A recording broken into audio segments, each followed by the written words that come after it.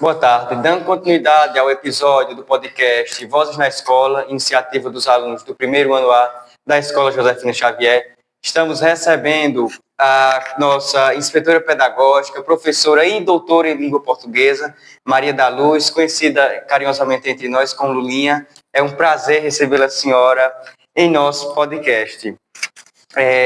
Sabemos que a senhora percorreu uma longa trajetória até conquistar o título de doutora. E quais foram os principais momentos da sua vida escolar e acadêmica que marcaram essa jornada? Boa tarde a todos. Eu não tenho, assim, especificamente um momento que eu possa dizer, esse marcou, porque, para mim, todos os momentos foram importantes para a minha vida, para a construção da minha identidade enquanto professora. E eu não tenho, assim, porque todos, como eu falei, foram importantes, mas meu doutorado, eu até que destaco, por quê? Porque a gente costuma pensar que porque a gente mora numa cidadezinha pequena do interior, com poucos recursos, a gente não vai conseguir coisas lá fora, crescer lá fora. E aí eu saí daqui, fui fazer a seleção do doutorado em Natal, na UFRN, e para disputar uma vaga. Tinha mais de 60 pessoas inscritas nessa vaga e eu consegui ser aprovada nesta vaga. Essa vaga, a única vaga que tinha, eu assumi. Então, para mim, isso marcou. E marcou bastante. Por quê? Porque eu, a partir desse momento, eu comecei a me sentir mais eu. Sim. Mais, sabe, entendeu? Que eu também posso. Então, eu destaco esse, né? Em quaisquer momentos da caminhada da educação, sabemos que sempre vai exigir esforço, persistência. E quais foram os maiores desafios que a senhora enfrentou durante toda a sua vida acadêmica que conseguiu superá-los?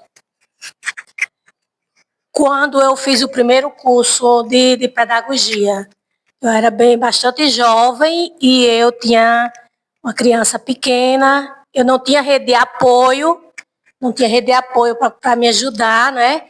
E foi muito doloroso, foi muito ardiloso. Foi nesse momento que eu achei assim que a minha vida mudou e que eu tinha que passar por aqueles obstáculos, porque eu não tinha ajuda, como eu falei, eu não tinha rede de apoio. Todos nós, acredito eu, temos influências e muitas vezes somos influenciados por essas pessoas que nos motivam a seguir quaisquer áreas e na senhora a área da educação. E quem ou o que mais inspirou a senhora a escolher o caminho do magistério e da pesquisa em língua portuguesa? Foi meu esposo. Eu não gostava de estudar. Eu ia para a escola como obrigação. E ele sempre foi uma pessoa muito dedicada, ele é muito conhecido, gostava muito de ler, né? Ele era a pessoa que mais tirava livro aqui na biblioteca da cidade e lia muito. Então a gente começou o namoro e aí eu comecei a ver aquelas atitudes, a gente ia namorar e de repente ele estava estudando, mas aí não foi o suficiente para me desenvolver o gosto pelo estudo. Aí o que aconteceu? Depois que a gente casou, aí nós cursávamos todos os terceiro ano, ele passou no primeiro vestibular e eu não. Aí eu comecei a ficar, eu digo, não posso ficar para trás.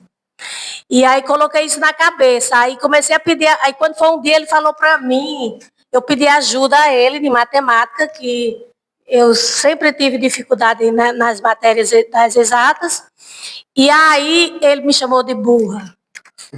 Esse dia eu saí para casa da vizinha e fui chorar, chorei muito, muito angustiada, recém-casada, e ser chamada de burra. E aí eu disse, eu vou provar a ele que eu não sou burra. Gente, foi a partir desse momento, eu quero dizer para vocês, quando a gente decide, eu quero, eu posso, você consegue. Porque foi a partir daí que eu, no mesmo ano, eu não pedi mais ajuda a ele, não pedi mais ajuda e eu pedi ajuda a terceiros, a outras pessoas da comunidade e consegui passar no vestibular. Depois que eu passei no vestibular, eu ficava lembrando aqui, sonhava com aquela expressão dele, você é burra. E aí, quando eu terminei a pedagogia, antes de terminar, já fui para especialização na época em Mossoró, em 2000, e depois fiz uma segunda especialização, eu disse, é pouco. Aí fiz da seleção do mestrado na UERN em Pau do Ferro e consegui passar e eu digo, eu não quero ficar só num canto. Eu nunca fui de ficar só num canto. Então, eu tinha isso na minha cabeça, que eu tinha que viajar por outras instituições para me conhecer. Sim. E aí foi feito. Aí fui fazer essa seleção. Muitos me desencorajaram, inclusive colegas. Disse, você é louca, talvez você não consegue, você tem que ter pessoas lá dentro da universidade que lhe conheçam para você ser aprovada. E a única pessoa que me conhecia lá era Deus. Sim. Deu certo. Além de doutora, a senhora atua como inspetora pedagógica, como eu já citei anteriormente, lidando com a rotina e os desafios da própria escola. Como a formação acadêmica da senhora se contribui para o trabalho como inspetora? De verdade, contribuiu, né? Principalmente o meu primeiro curso, né? Que é pedagogia, que a gente trabalha essa questão da gestão. E inspetora pedagógica é gestão, né? Sim. Gestão de pessoas, trabalha com pessoas, né? Aqui no caso é vocês, são os professores, né? Os funcionários. E foi esse curso mesmo que me ajudou, de verdade. E hoje, após escutar uma linda história, uma trajetória inspiradora, acredito que a senhora virou referência para muitos de nós aqui, muitos alunos e até colegas. E que conselho a senhora daria para nós, estudantes, que sonhamos em alcançar altos níveis de formação acadêmica? O conselho é que acredite em vocês, que nós só precisamos de uma vaga, seja para qualquer universidade, você só precisa de uma. E você não precisa de mais de uma. Muitas pessoas dizem assim, não, só tem tal curso, é pouca vaga. Eu só preciso de uma. Sim. E todos são capazes. E você precisa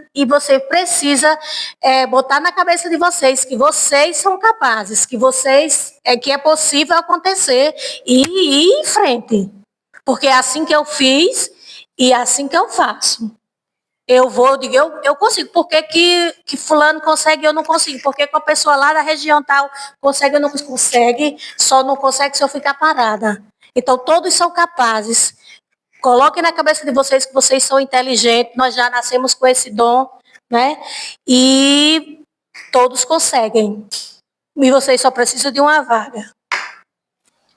E mesmo com tantas conquistas, até mesmo doutorado, como a senhora já citou, sempre há novos sonhos, há novas metas e a vida não para naquilo. Quais são os seus próximos objetivos na área da educação ou na vida pessoal? São muitos ainda. Por incrível que pareça, eu caladinha ali no meu canto, mas são muitos. Porque, na verdade, o que eu gosto mesmo de fazer é pesquisar, escrever, é publicar. E aqui na educação básica, a gente não tem muito essa cultura, né? Essa cultura de escrever, de pesquisar, é mais na academia. Sim, sim. E aí eu sinto falta disso. Né? Eu sinto falta disso, é uma necessidade, é tipo um vício que eu tô lendo ali, o pessoal, porque o menino chega lá na sala, o que você está fazendo? Eu disse, eu estou fichando aqui um livro, eu leio e vou fichar aquele livro.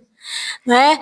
E aí eu fico caladinha, mas eu acredito que eu voltei, né? Que eu passei numa seleção, um concurso no Pará, além do Pará, e passei 2 anos lá ainda, voltei porque o esposo adoeceu.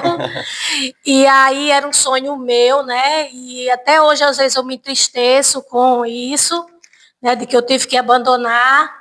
E eu acredito, eu sinto ainda que quando a gente já nasce, a gente já tem algo pré-determinado, eu acredito muito nisso, eu acho que os planos de Deus são maiores do que o meu. E aí eu creio que como Deus prometeu algo para mim, esse algo chegou e eu sinto que não foi concretizado totalmente. Então eu acredito que eu ainda vou voltar à minha pesquisa, entendeu? Vou voltar à minha pesquisa, vou tentar me aposentar nesse vínculo, para mim não perder, que eu quase que eu perdia. E aí acredito que eu ainda me aposento no que eu gosto de fazer. Sim. Luli, então, concluímos as nossas perguntas, então caminhamos para finalizar o nosso podcast. Em nome da turma, nós queremos agradecer a presença da senhora e saiba que é sempre bem-vinda em nosso podcast. Muito obrigado.